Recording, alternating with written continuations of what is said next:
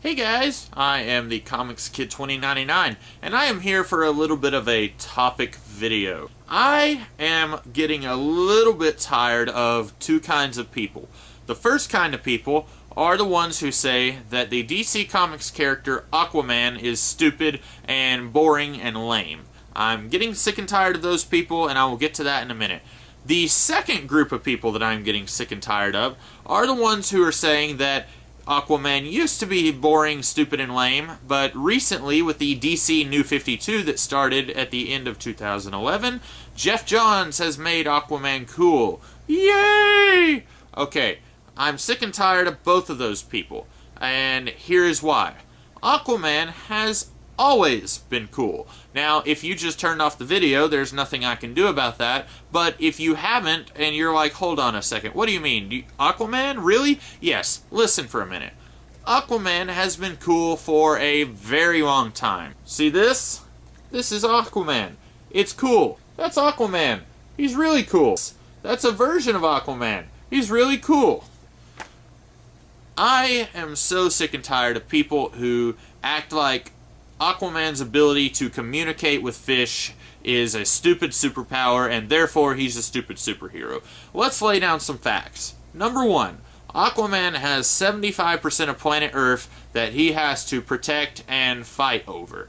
All the other characters, Superman, Batman, Wonder Woman, they all have 25% of the Earth, and they're all having to protect it. Meanwhile, Aquaman, Mera, and Tempest, and maybe Aquagirl, if she exists, they have the rest of the ocean.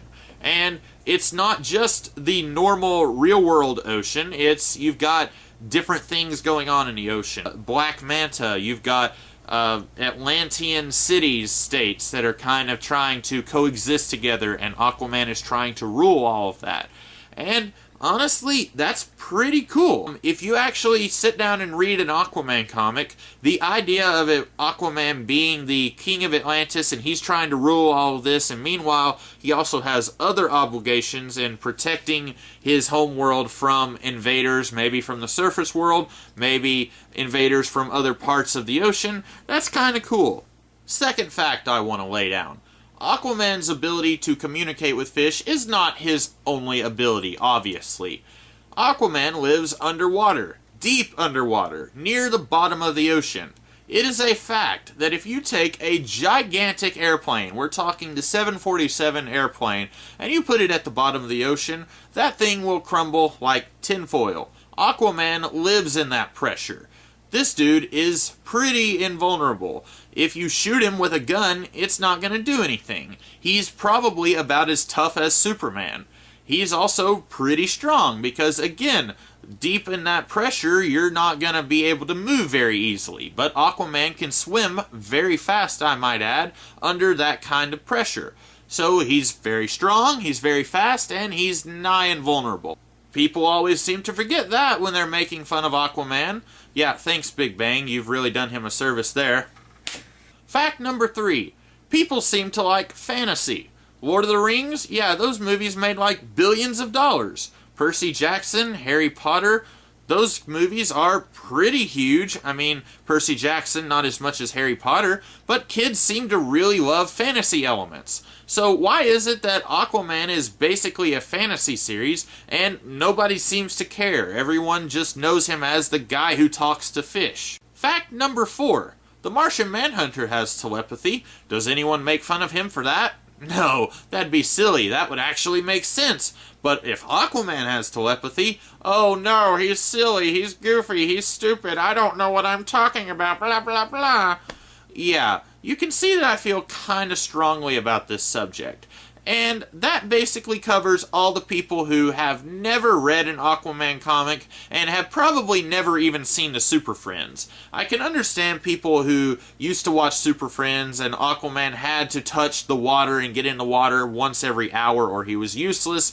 Those people maybe have a little bit of a justification for their feelings on Aquaman.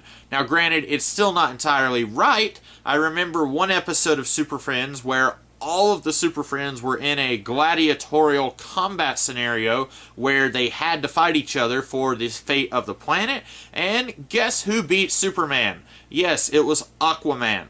So even Super Friends treated Aquaman pretty seriously. But I can almost understand those people a little bit more than the ones who are saying that Aquaman used to be stupid, but now Geoff Johns has made him cool. Now, let's take ourselves back to the summer of 2011. DC has announced that they are going to be doing a reboot, and they have announced all 52 of their upcoming titles that will be part of this new reboot.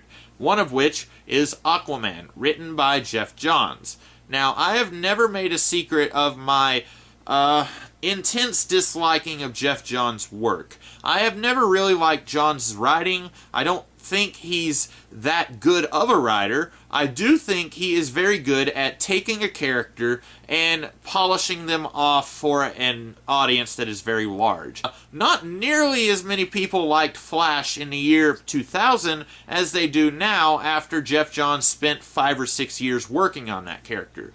Nobody read Green Lantern before Geoff Johns, and even though that kind of thing is not my thing, I've read a little bit of his Green Lantern stuff and it just wasn't for me, he's definitely making it more for a mass audience. And when I heard that Geoff Johns would be working on Aquaman, I knew that the same thing would happen. People were going to start caring about Aquaman when nobody really had before, despite some of those really awesome versions of Aquaman that I showed you earlier. Here's where things get a little interesting.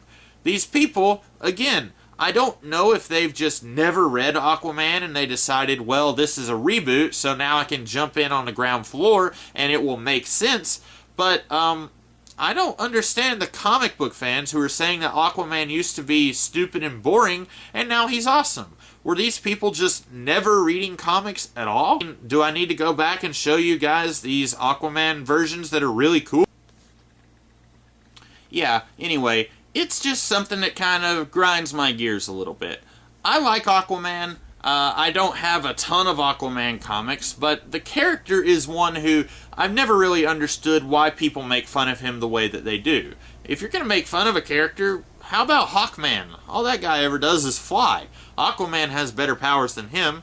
So that's about all I have to say here. What are your thoughts? Do you think Aquaman is lame despite my arguing to the contrary? Do you like Aquaman? Are you one of those people who thinks that he is cool ever since Geoff Johns worked on him? And let me go ahead and say, if you are one of these two people, I'm not dissing you. I just kind of think that maybe you should rethink your reasons why Aquaman is lame. Or if you are one of those people who thought that Aquaman was only cool after Geoff Johns started writing the character, well, maybe you could let me know in the comments below why that is. Are you just unfamiliar with the versions by Grant Morrison and Peter David, etc.? And until then, I'm going to go commute to my undersea kingdom and have a few underwater adventures. I'll see you guys later. Have a good day.